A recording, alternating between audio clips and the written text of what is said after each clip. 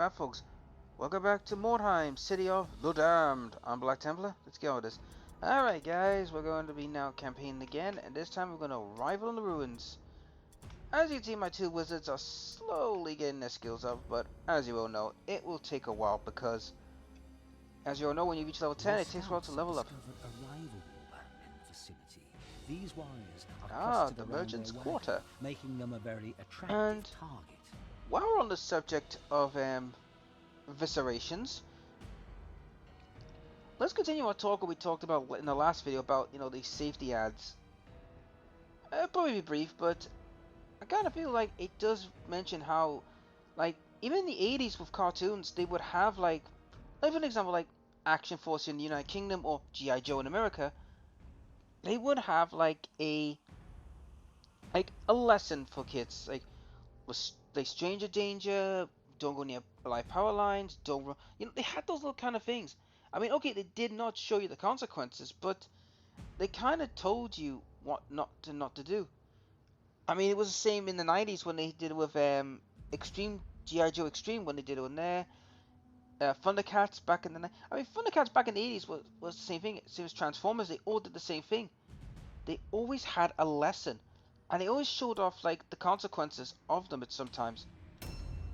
Like I think in one Thundercat episode it was about trust, like how Thundercats gave their trust to a stranger and it backfired.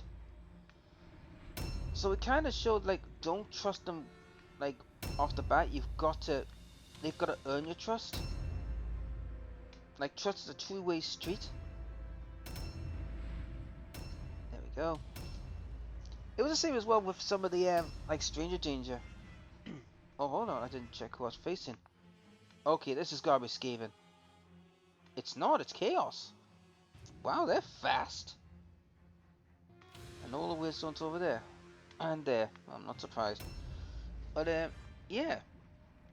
That was the thing. I mean, we don't see that much in the modern day era. I mean, even, like, Captain Planet had, like, lessons about environment. Like, how we're supposed to look after the environment. And even Defenders of the Earth. If you remember that, it had... Defenders of the Earth, in my view, had two of the most strong impact messages in its show. I mean, it did have a little bit of lessons, like hints and that, but there were two that were very, very strong. One was about drugs, and one was about alcohol. Let me give you the lessons. I do recommend anyone look them up. Defenders Earth and those two episodes. Like, let's go with the alcohol one, because it was talking about drink driving. Jeddah, the Phantom's daughter, right? If you've heard of the Phantom and Flash Gordon, you know who I'm talking about. But Jeddah, the daughter of the Phantom, right, was always the good girl. She was the voice of reason among the young generation of the Defenders. And in the end, she ended up partying with this bloke, and she got drunk, and they were drinking and driving, being reckless, and it almost got her killed. And she wanted to let her hair down, have a wild time because she's always been doing everything that everyone's told her, and she wants to cut loose. However, her friends Rick and LJ didn't agree with it because they felt like she was putting her own life and future on the line, which was not unnecessary, and the bloke who was doing the drink and driving was being stupid, and it was going to end up getting her killed and getting themselves hurt as well. So it was a very strong message about drink and driving, and also about don't drink. Like, don't drink at a young age. Drink responsibly and all that. It was quite a powerful message, and there was times I thought, one of the main cast was going to die because the way the guy was acting, but in the end it didn't. But it sent out quite a message. And the same goes for the other one, which involved Rick Gordon, the son of Flash Gordon, was about drugs. I mean, this one was actually a multi-pronged episode, which talked about peer pressure, drugs, and stress. Because Rick Gordon was like he was the tech savvy among all the Defenders of the Earth. He was the tech savvy one. He pretty much ran the whole Monster Station, and he was also pressured by his father, Flash Gordon. He was pressured by him. Now Flash wasn't like he wasn't like it didn't put it on him per se. It was just, you ever heard the phrase, you know, the sins of the father kind of thing? It wasn't a bad thing. What it was is that because Flash was such a hero, he had such a reputation, he had such a legacy that Rick knew he had to lead up to, and he felt so pressurized to try and lead up to that legacy, which was to, you know, be as good as his father. But let's be honest, he could have been, but he was getting exhausted, tired. I mean, he had school and everything. He was literally being run to the ground. And then he found drugs, which one of his friends says, look, take these drugs, it will give you like a massive boost. And it kind of did. Now, the one who was A the new voice of round reason has started. out of all this was the youngest one, Kashin. He was the youngest, right?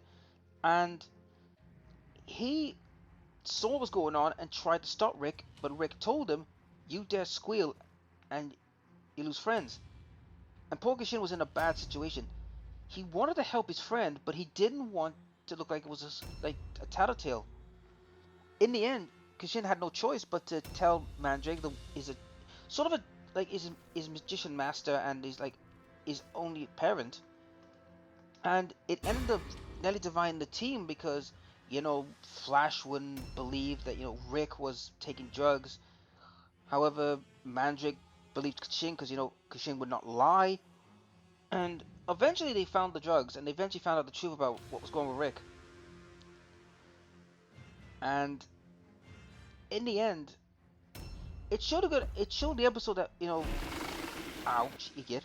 It kind of showed about what Rick, you know, what happened with the effects of drugs. Oh, hello. Surprise! Oh my, there's quite a lot of you. It's the leader as well. Oh, poor bugger. You just ran into that one, didn't you? But yeah, it ended up in a good way, you know. Both Rick and his father, you know, have had to come to realize, you know, yeah, Flash has put a lot on his son. Nice. And he needs to not back off, but be more like supportive and, you know, mindful of, you know, Rick's situation.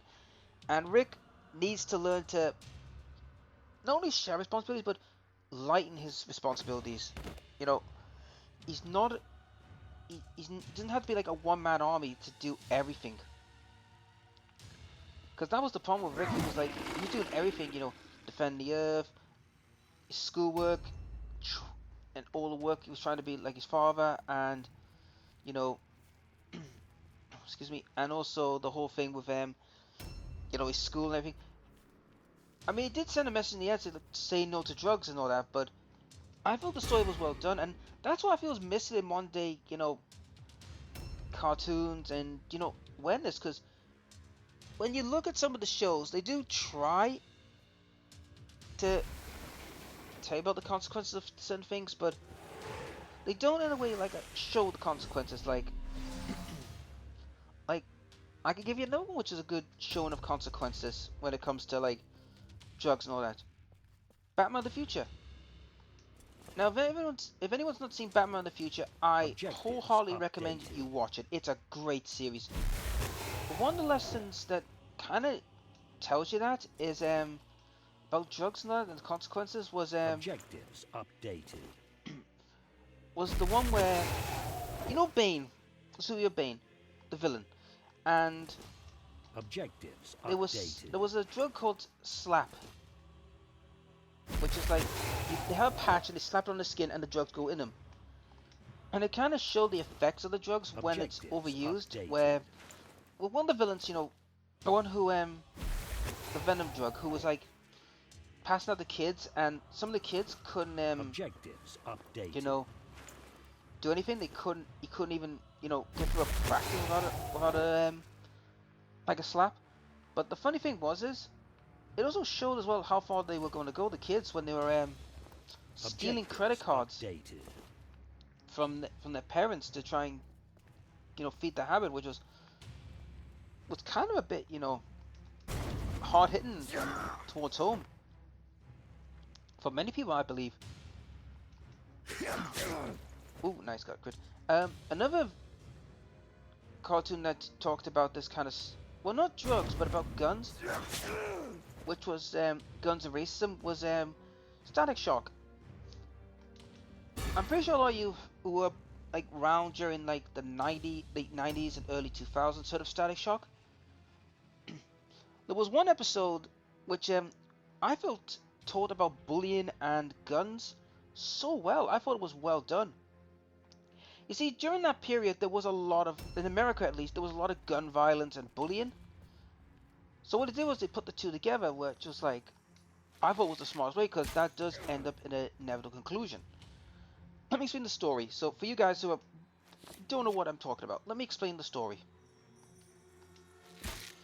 Basically, Virgil and his friend Foley were, you know, doing his stuff for the community center, which is where Virgil Hawkins' father, you know, resides and all that, where he works.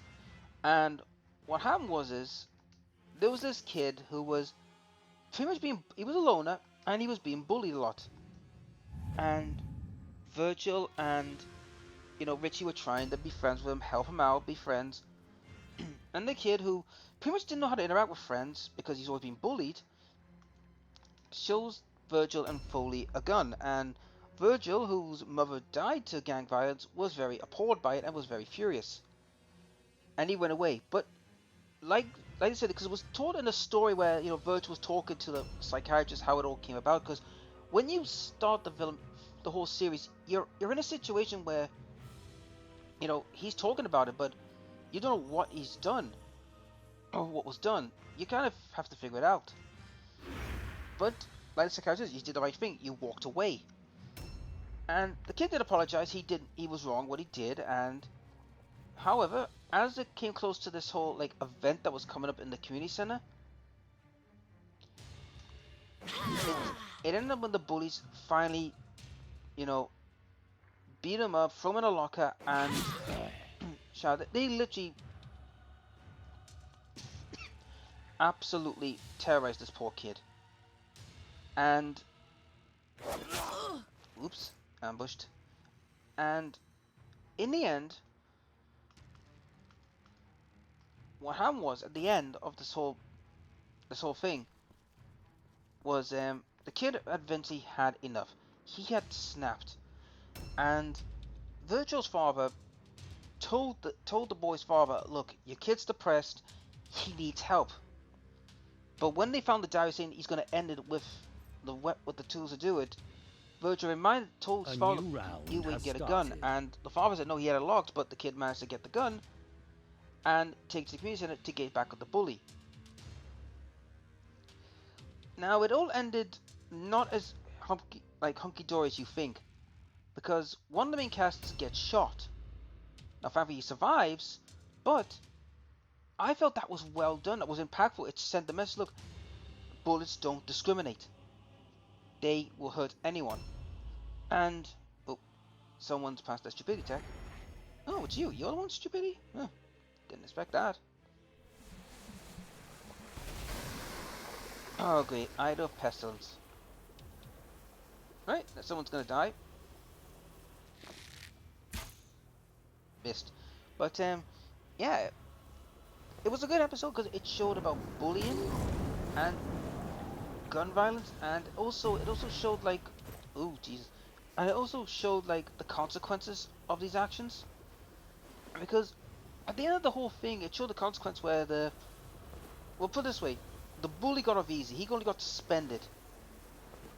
But like Virgil said, he will not win any popularity contests. In other words, his like popularity and his I'm gonna put it, his popularity and his status in school was pretty much tanked thanks to that incident, and nobody's gonna go near him. But at the same time, and also whatever his parents are gonna do, that's another matter. But the boy who had the gun, it's not explained what happened to him, but I can pretty much guess he's been not only arrested, but also I believe he was sent to juvie because, you know, he inadvertently, I mean, it was his fault, but excuse Excuse me guys, my throat was a bit clogged there. Excuse me for a second. Because he did commit nearly attempted murder and possession of a firearm and with intent to use. He didn't show that part, but I kind of feel that's what's happened to him. But it kind of shows, you know, how a good cartoon, right, or a good program could make a good story and tell like an underlying tone. I mean, the subs do it as well. They do it a lot, but I feel with the subs, it kind of gets watered down a bit. But I kind of feel that's what's missing in Monday in some cases, you know.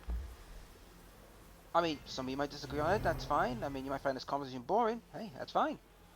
But that's what I want to talk about. That's all, because that's what I want to talk about. Because oh, I could go for him. He's got a long way to go, but I think it's best I get rid of this.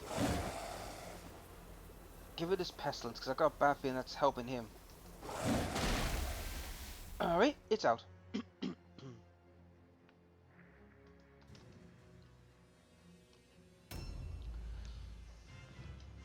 But yeah, that was the thing, you know, like in many of the cartoons back in them days, there was a lot of things about that, and I kind of feel that's what we miss in some cases. I mean, with the C virus as well, that happened earlier this year. I felt like it should have showed some of the consequences more thoroughly to say, look, people, obey what we're trying to tell you, because there was a lot of people, right, that was not obeying the lockdown. They would. They were having barbecues. They were being assholes.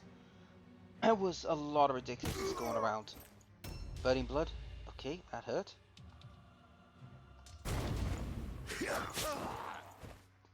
Alright, I'm doing some damage. Because that's the thing, though. I know you're thinking, what the hell was I talking about? This is the reason I was talking about. It was the... Damn it, he's not going to die, is he? Well, he's pretty much done for anyway. And they're all powered up.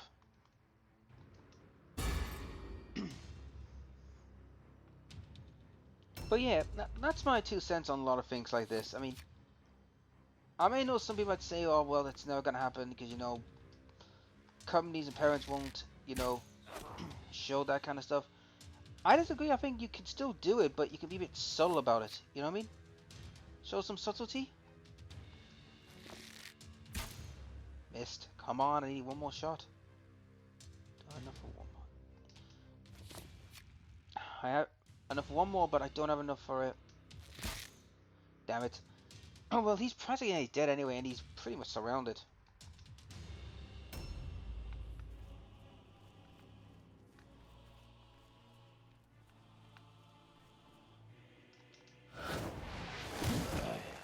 And he's dead. Staggering blow.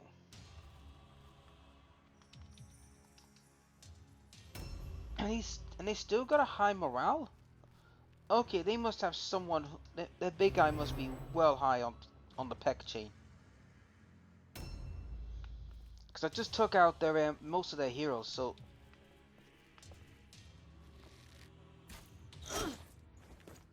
Aha!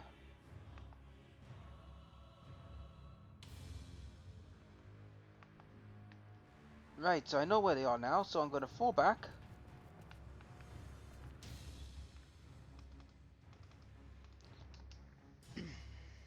Now, are they going to come to me and fight?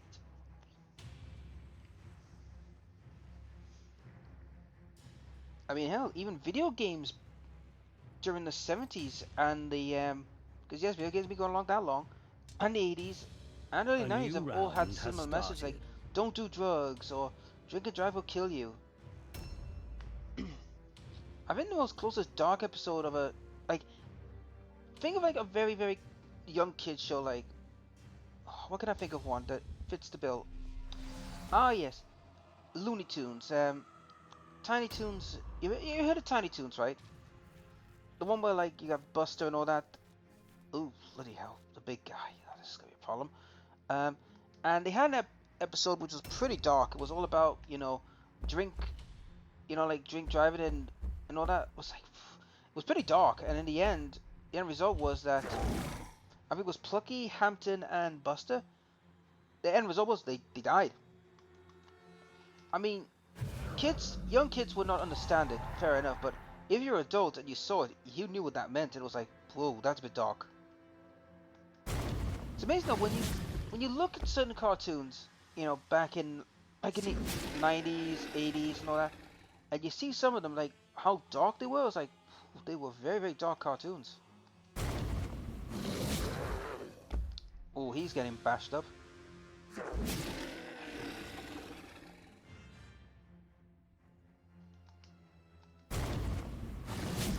There was a lot of dark cartoons back then. Heck, even Pokemon had a few like questionable cartoons over the years. Yes, Pokemon has had a questionable history. I mean, when Pokemon first originated, they didn't have the one where, oh, the Pokemon just fainted, they were knocked out. No, the Pokemon in the original cartoons, original comic books in Japan, were killed off. I recall one Pokemon, I think it was Gengar, was facing another Pokemon, and Gengar sliced the Pokemon in half, and that Pokemon was killed.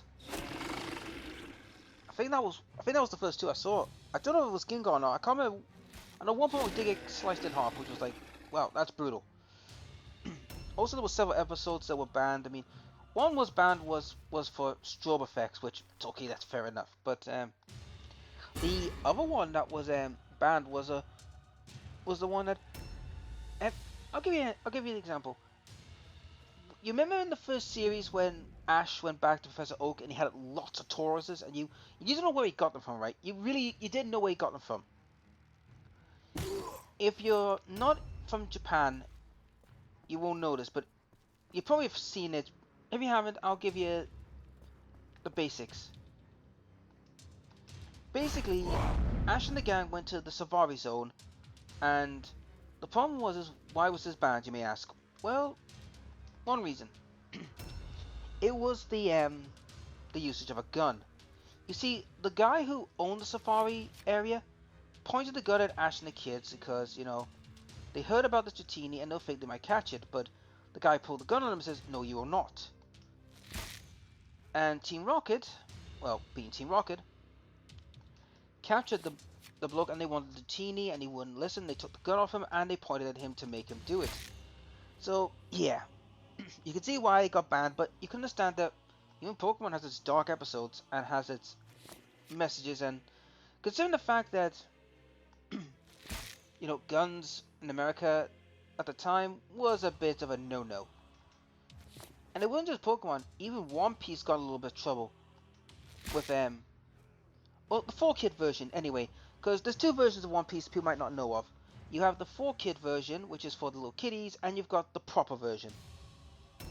I recommend the proper version every time, guys, so but that's my take. But let me explain what they did in One Piece. In One Piece, they pretty much in the 4K version, they got rid of blood, which is okay, fair enough. Then when it came to the guns, I mean, there was even in I think it was the second episode, they had Hoppo, the guy who was Axe Morgan's son. He was like a boxing glove kind of thing to try and like replicate a gun. It was utterly stupid, guys. It was ridiculous kind of thing. And the other one was Sanji.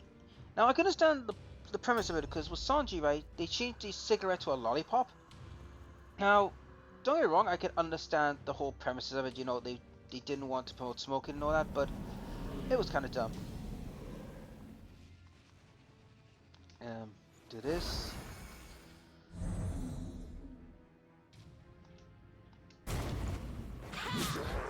Nice, good hit.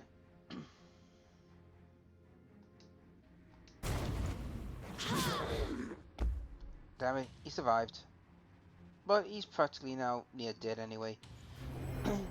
Yeah, I mean, certain animes didn't even make it to the West for a good long while because of either extreme violence or some of the messages like guns and drugs. It was, to me, I can understand why, because people back then didn't realize it was meant for teens and adults, not kids. But as usual, TV execs figured, oh, it's like a cartoon, we'll just put it in the cartoon section. No, it's freaking not. Kind of thing, you know what I mean? Nice, I'm dodging them all. Safe stance? What's that? Stupidity check? A frenzied? I think if he dies, that's it. I think that's the game over. Problem is trying to kill the bugger. He's very being a hard git to kill. Reload. Oh, he's gonna shoot him, isn't he? And he misses.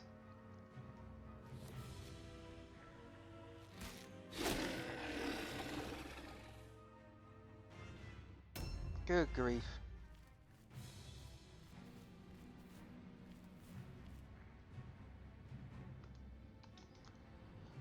Right. Just get everybody in position.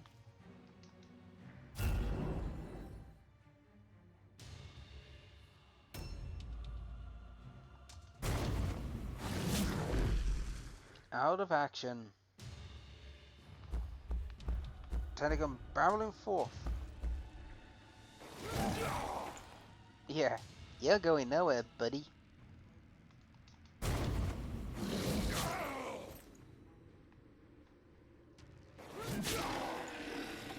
And I've just noticed they're nearing insult.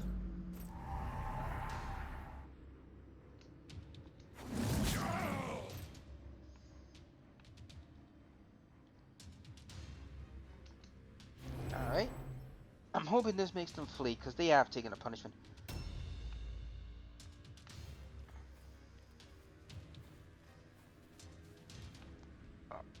Okay, I may have overshot. Wait, are you telling me that's not enough to make them... Oh, they're not enough? They're just on the edge? I don't believe this. You must have another guy who's got ridiculous... Right, let's go and deal with some of these buggers.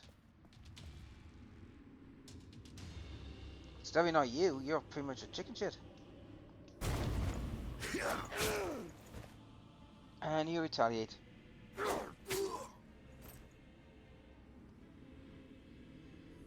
I mean, the only way I'm going to win this is by taking their idol and just pretty much put an end to this.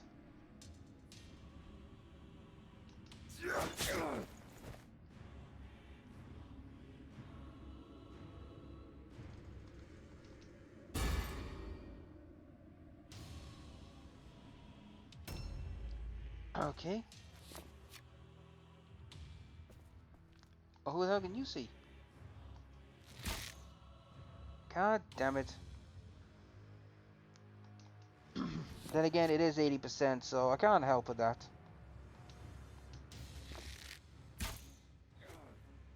Nice. But yeah, when you do look back, guys, on certain like cartoons, animes you watch as a kid, you begin to realize how some had some very dark undertones. And some of them were very dark. I mean, as kids, you wouldn't know it, but when you're grown up and you look at them nowadays, you're thinking, Jesus Christ, I didn't realize the show was as blinking, had some really dark undertones. You would never think it.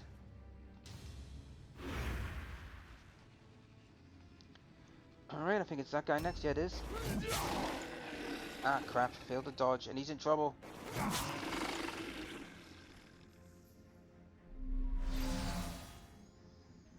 It's annoying these guys won't die.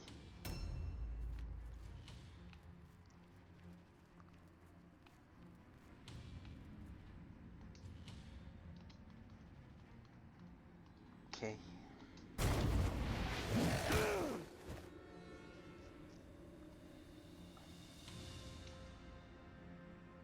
And last but not least, can you get in there and finish him? You can.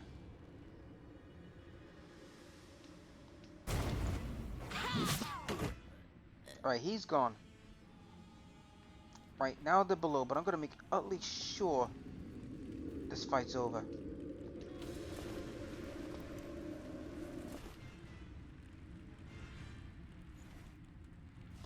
Liberator's Boon. 43. That's gotta be enough to make them break. Nothing worth having, so...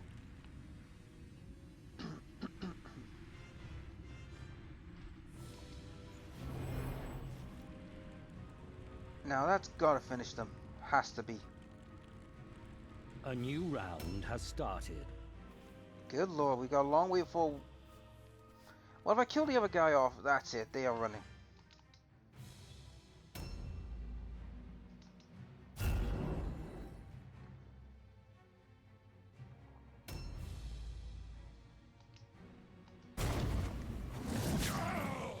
Good.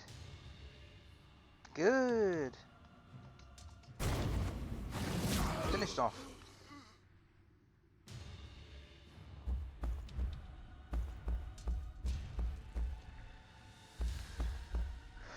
Right, I think maybe best you stay in the house, buddy, because you are pretty much banged up. And I want to keep you safe, so you can stay in there.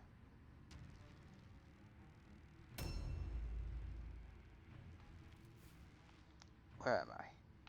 Oh, yeah.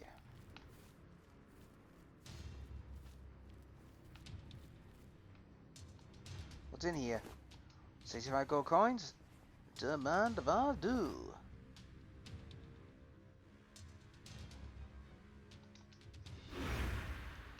Right, do they run away?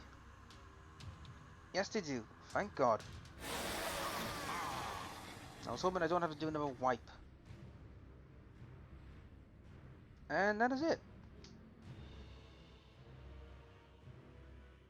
All mortal flesh must eventually wither and rot. Only those who have transcended such pathetic limitations are fit to rule. One day, the Empire will be ours. You keep saying that, but it's not gonna happen.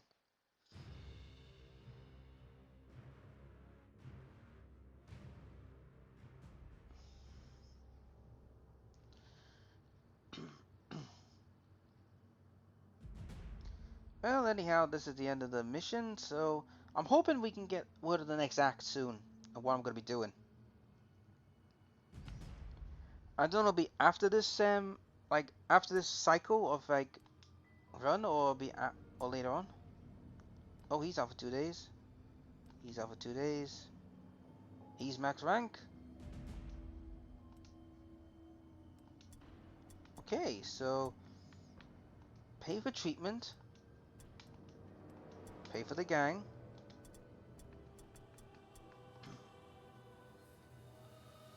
Right, let's move along. See, he has 10 points to spend. Obviously, Bullseye's getting upgraded. And I have to look what I'm gonna give him.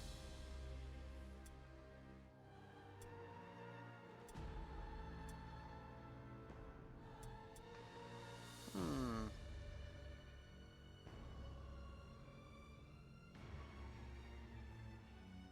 That could be handy. Break defenses.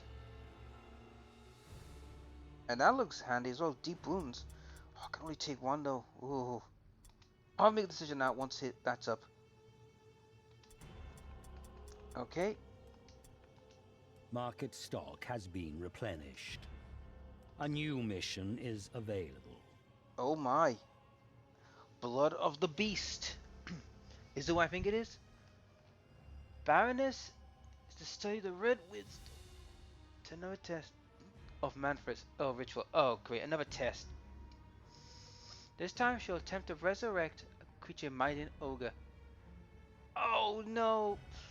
This is what I was referring to, guys. This was what I was referring to. The Manticore mission.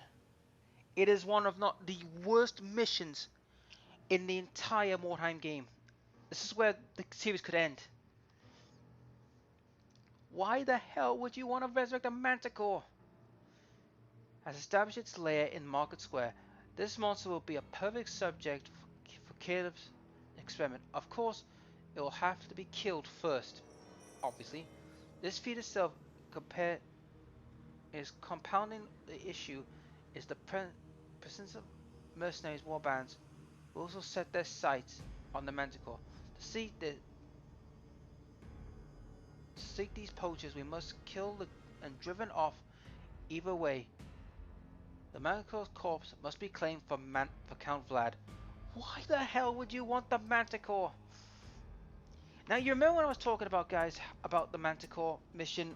I've been talking about it for a long time. Well, here it is.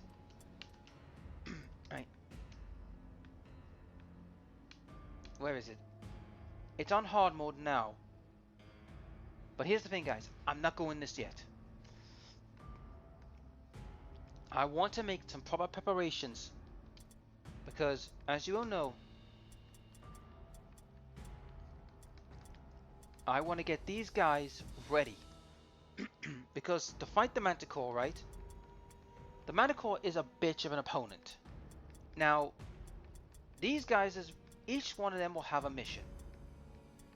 And this is their missions. The Thrall will not be taking part. Nor will the Archer. It will be the two wizards. It will be the two wizards that will fight the Manticore. The rest, however, will take care of the poachers. This is why I've been training up these wizards for so long. This is what their training is leading up to. The eventual battle with the Manticore. However, I need to have them powered up enough to fight them. This is why I need the Manticore, these guys, to be good at their job. Now I have backup plans ready, so he's got 6 skill points left.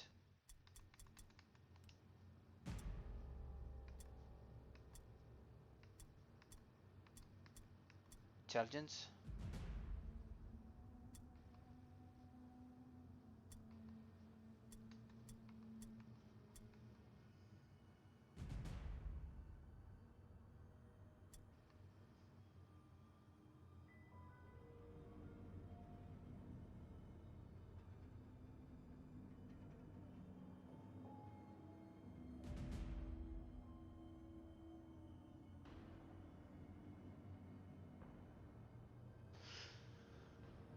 So does have a bit of wild casting.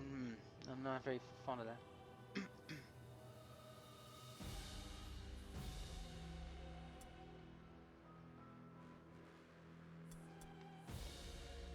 To be honest, there's nothing much I would want to give these guys, because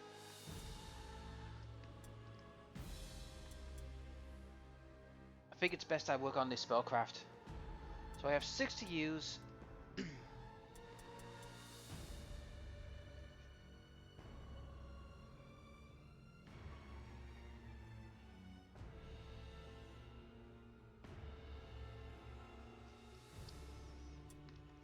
Orb charge's not gonna cut it. Yeah, we're gonna need this. I'm gonna need this a lot. Okay, guys, so let's move along. 3 days left. Use them well. Yeah, I New know, hired but swords are available. I know, but at the moment I gotta fix these guys up.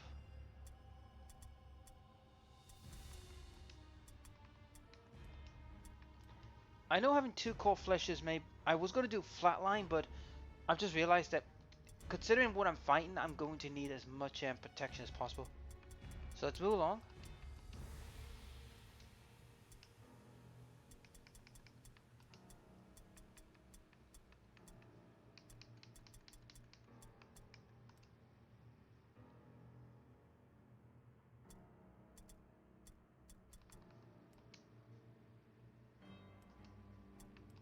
Yep.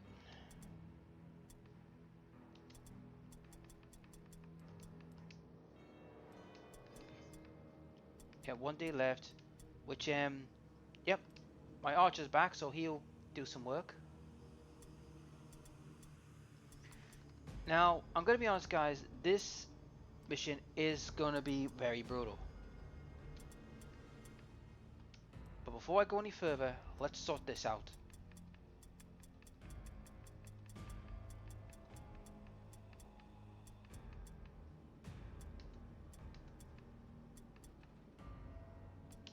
Okay. So they're paid up.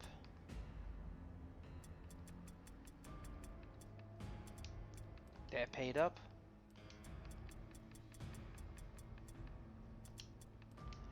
And they're paid up. Right. So basically, guys, until they get their spells sorted and their skills sorted, they are not going into battle.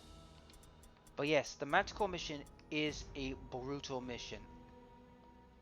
I mean, it's moved down to normal, But let me tell you something about the Manticore.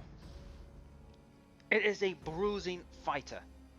Now, I don't know much about how well it's good against magic attacks, so I'm going to do some research. I might be overreacting, I might be overcautious, but the two warbands I've had previously that tried to fight this guy died almost instantly. The Manticore is a bruising beast, so I do recommend make all the preparations ready. But wait folks, that's it for this video. If you like the videos, please like, share, and subscribe, ring the dinner bell.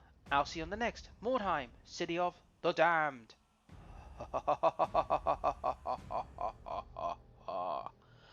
I'll catch you later.